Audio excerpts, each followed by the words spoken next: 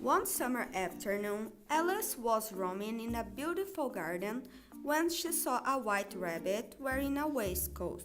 The rabbit kept looking at an old watch. Oh dear, I'm late again. Said the rabbit as he runs toward the old fig tree. I'm speaking rabbit. Alice was amazed to see a speaking rabbit, so she followed him. Stop, please, wait for me. She cried out, but the rabbit did not stop. He disappeared into a dark hole. Alice was curious. As she leaned over to peep inside, she accidentally fell in. Stop, Mr. Rabbit, please, wait for me. She fell, and fell, until finally she landed on a heap of dry leaves with a loud thud. Alice was in some sort of tunnel, and at the end of the tunnel was a room with a tiny wooden door. Oh, it is such a tiny door. I would pass through this.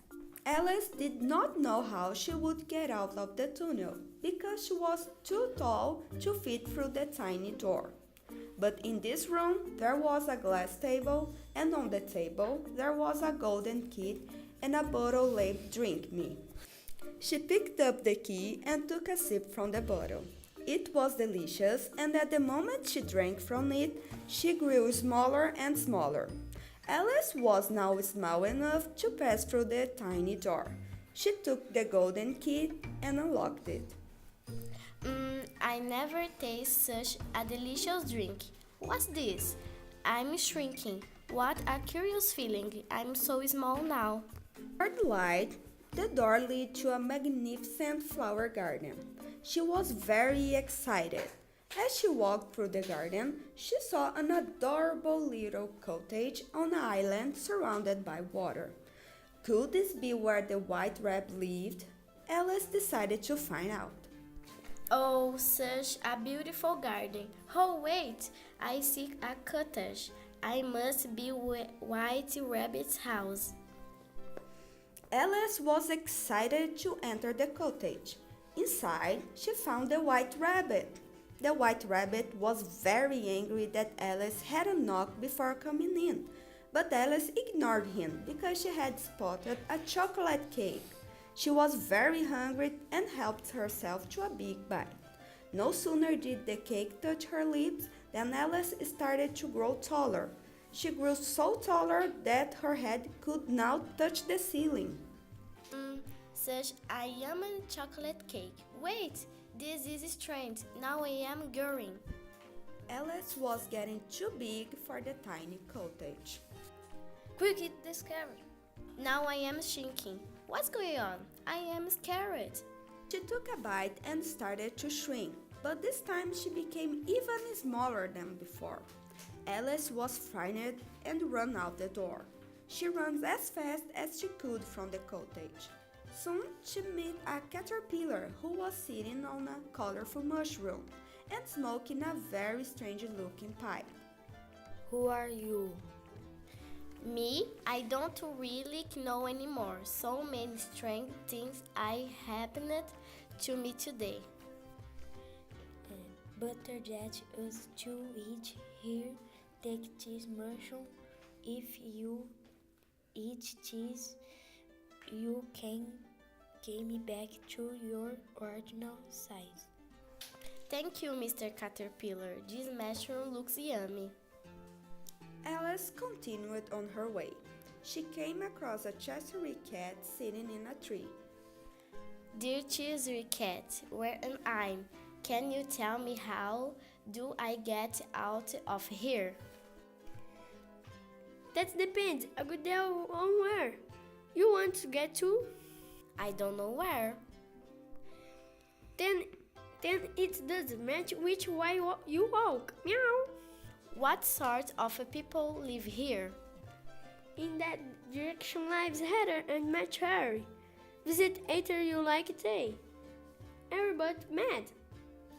But I don't want to go among bad people. Oh, you can't help that. Were you mad, Hair? I'm mad. You are mad? How do you know I'm mad?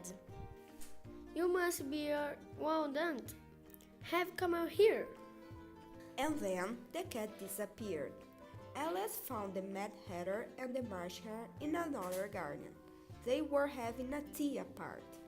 There is no run here, no run. That's not true. There's plenty of room at the table. I'll have some wine. But there's some wine here. That's rude to offer a guest something you don't have. It's as right to cite though to a teapot we not invent. The clock is broken. I told you to not put butter on the clock. You were right. Oh, it's a waste of time talking to you. Alice continued walking. There were 3 guards with brushes in their hands. You number 3, stop splashing me with red paint. Sorry, it was an accident. What on earth are you doing? We are the Queen's guards. She ordered you to plant red roses where, but we planted white ones by mistake. It finds out. Oh no, she's coming. She's already here. What do we do? What is this? I want the red roses. Oh, it's just a mistake. And who are you? I'm just Alice. Punish this arrogant child. Off with her head right now. Alice was very frightened. She did not want to lose her head. The soldiers were starting to catch up and began to throw their spears at her. Then Alice remembered that she had a piece of mushroom in her pocket.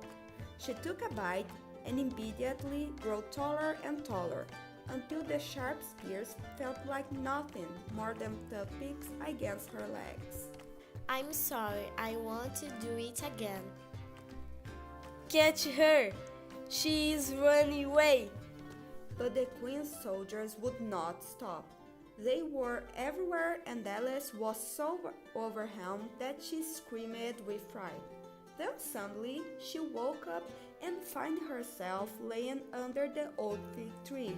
Alice hadn't fallen asleep. Oh, what a strange dream I just had.